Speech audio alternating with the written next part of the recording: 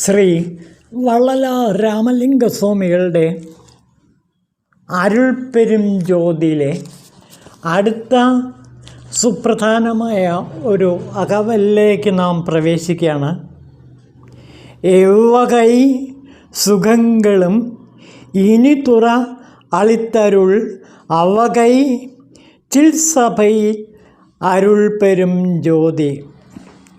നാം അനുഭവിക്കുന്ന എല്ലാ സുഖങ്ങളും, അതായത് ഭൗതികവും ആത്മീയവുമായ എല്ലാ സുഖങ്ങളും വളരെയേറെ കരുണയോടെയാണ് ഈ ചിത്സഭയിൽ വിളങ്ങുന്ന അരുൾപ്പെരും ജ്യോതി നമുക്ക് നൽകി അനുഗ്രഹിക്കുന്നത്. അപ്പോൾ നമ്മുടെ ചിത്സഭയിൽ വിളങ്ങുന്ന അരുൾപ്പെരും ജ്യോതിയാണ് നമുക്ക് എല്ലാ ആത്മസുഖങ്ങളും, അതായത് ഭൗതികവും ആത്മീയവുമായ എല്ലാ സുഖങ്ങളും കനിഞ്ഞ് അരുളി ദയാവായ്പോടെ ഒരു പിതാവ് എപ്രകാരമാണോ തൻ്റെ കുഞ്ഞിന് സുഖസൗകര്യങ്ങൾ ചെയ്തു കൊടുക്കുന്നത്, അല്ലെങ്കിൽ ഒരു മാതാവ് തൻ്റെ കുഞ്ഞിന് എല്ലാവിധ സുഖസൗകര്യങ്ങളും ചെയ്തു കൊടുക്കുന്ന പോലെ, മാതാവിനെ പോലെ പിതാവിനെ പോലെ നമ്മുടെ ചിത്സഭയിൽ വിളങ്ങുന്നതാണ് അരുൾപ്പെരും ജ്യോതി. അപ്പോൾ ഏറ്റവും കൂടുതൽ മനുഷ്യന് വേണ്ടത് സുഖമാണ്, ആത്മസുഖമാണ് നാം എല്ലാം ആഗ്രഹിക്കേണ്ടതും. ആത്മസുഖം എന്ന് പറയുമ്പോൾ ആത്മീയ സുഖമാണ്, ആത്മീയ ആനന്ദമാണ്.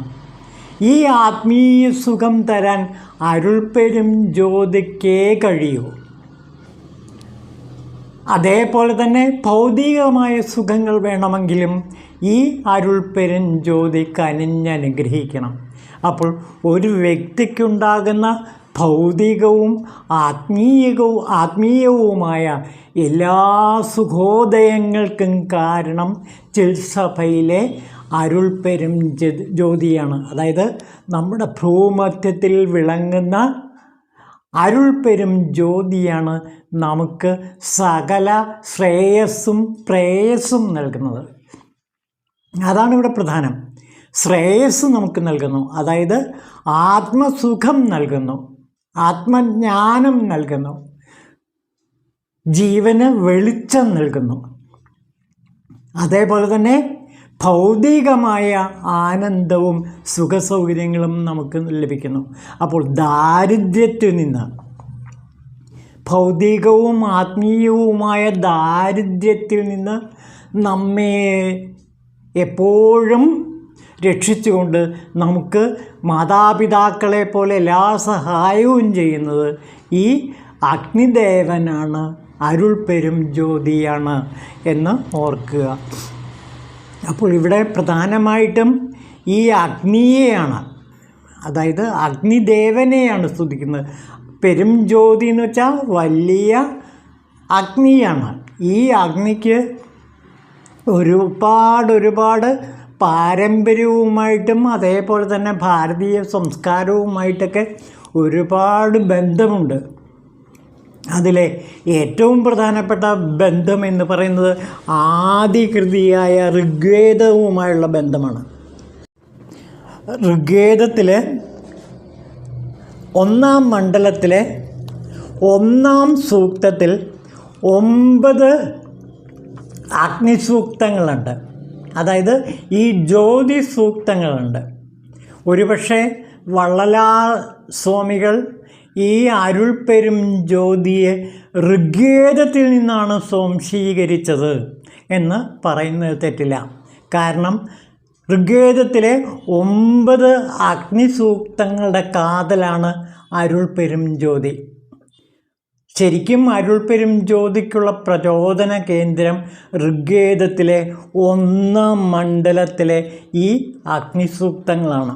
അതുകൊണ്ട് നമുക്ക് തീർച്ചയായിട്ടും അരുൾപ്പെരും ജ്യോതിയുടെ ആന്തരിക തലം മനസ്സിലാക്കണമെങ്കിൽ ഋഗ്വേദത്തിലെ 1-ാം മണ്ഡലത്തിലെ 9 അഗ്നിസൂക്തങ്ങളെക്കുറിച്ച് കുറച്ച് കാര്യങ്ങൾ മനസ്സിലാക്കേണ്ടിയിരിക്കുന്നു.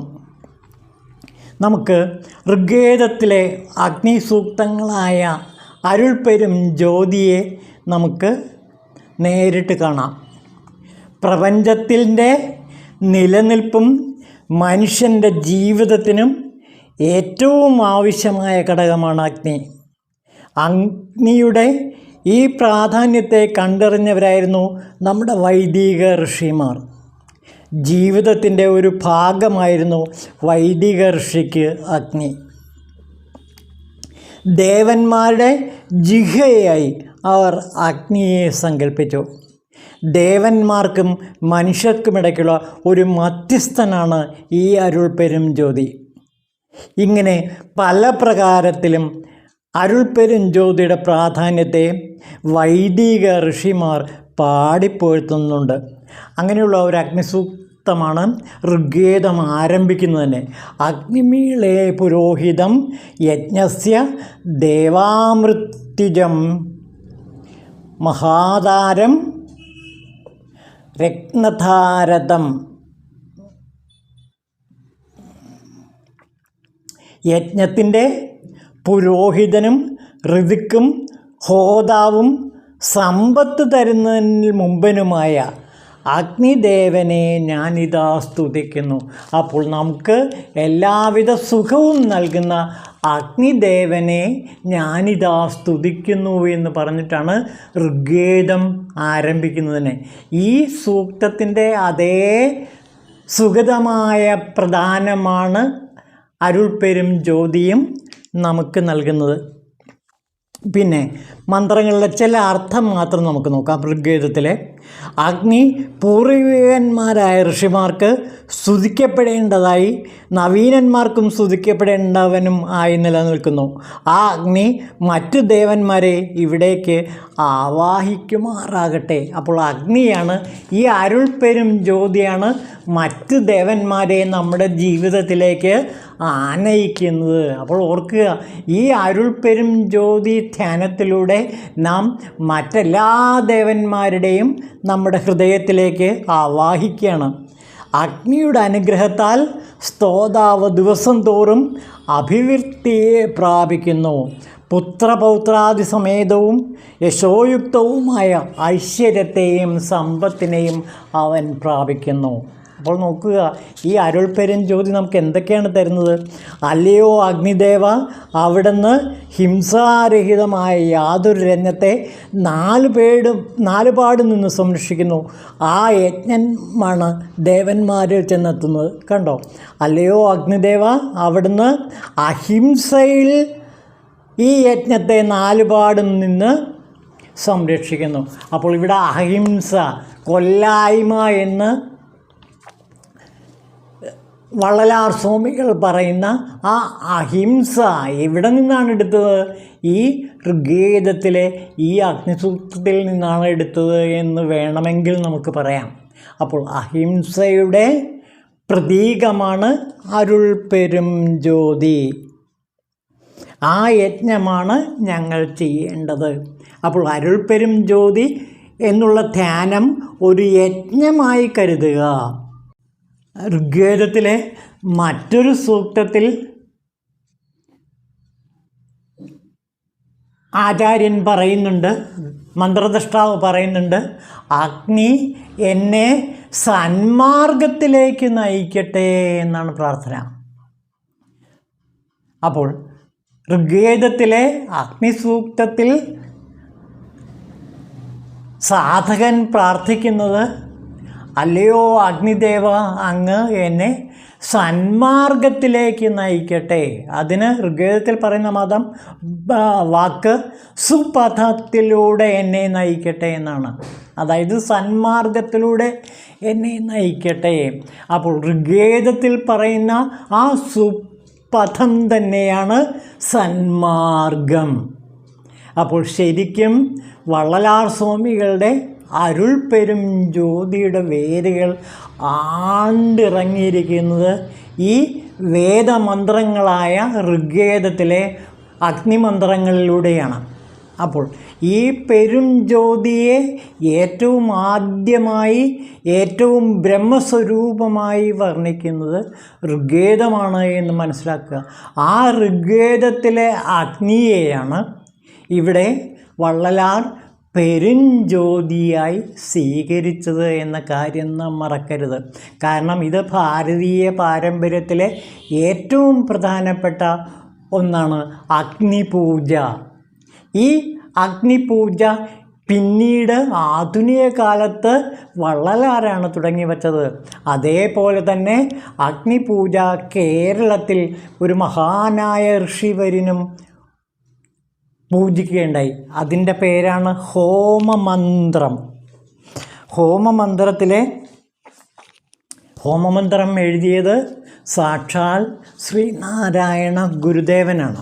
നമുക്ക് ഋഗ്വേദത്തിൻ്റെ ഈ അഗ്നിസൂക്തത്തെ അല്ലെങ്കിൽ വള്ളലാരുടെ അരുൾ പെരും ജ്യോതിയെ എങ്ങനെയാണ്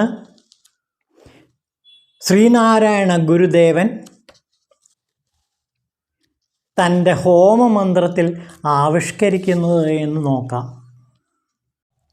നമുക്ക് ശ്രീനാരായണ ഗുരുദേവൻ്റെ ഹോമമന്ത്രത്തിലേക്ക് കിടക്കാം.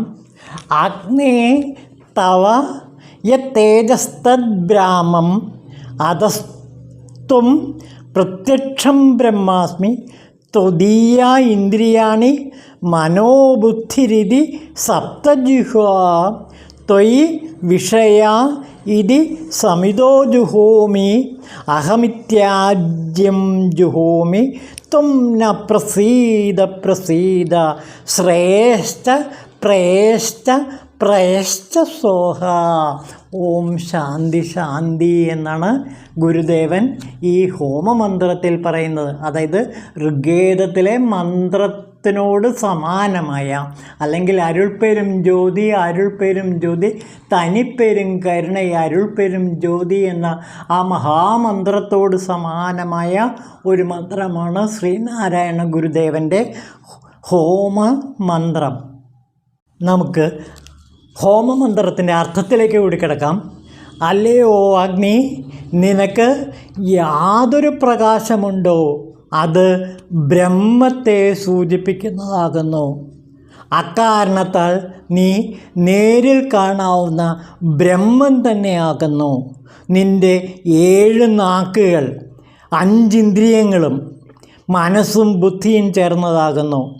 അങ്ങനെയുള്ള നിന്നിൽ വിഷയങ്ങൾ എന്ന സമിത്തുകളെ ഞാനിതാ ഹോമിക്കുന്നു. ഞാൻ എന്ന നെയ്യ് ഞാനിതാ ഹോമിക്കുന്നു. നീ ഞങ്ങളിൽ പ്രസാദിച്ചാലും ശ്രേയസ്സും പ്രേയസ്സും ഞങ്ങൾക്ക് നൽകി ഞങ്ങളെ സുഖോദയത്തിലേക്ക് നയിക്കുക.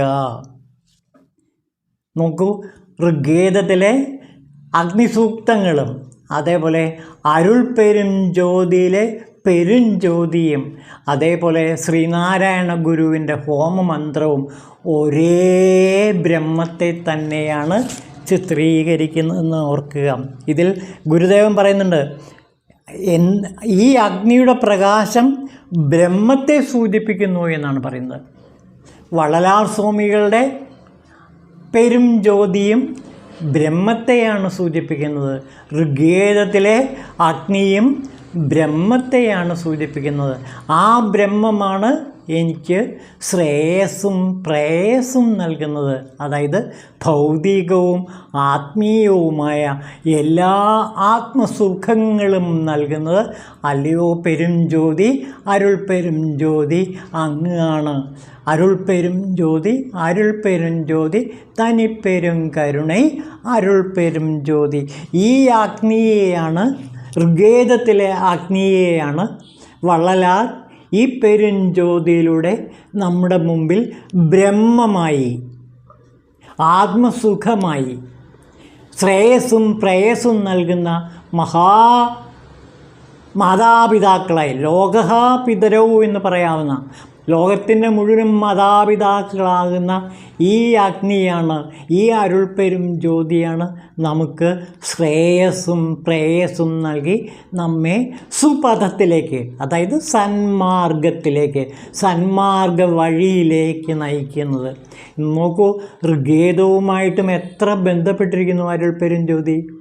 അപ്പോൾ ഋഗ്വേദത്തിലെ അഗ്നിസൂക്തങ്ങളുടെ അതേ ശക്തി സൗന്ദര്യം മുഴുവനും വള്ളലാർ തൻ്റെ അരുൾ പെരും ജ്യോതിയിലേക്ക് ആവാഹിച്ചിരിക്കുകയാണ്. അരുൾ പെരും ജ്യോതി, അരുൾ പെരും ജ്യോതി, തനിപ്പെരും കരുണൈ, അരുൾ പെരും ജ്യോതി.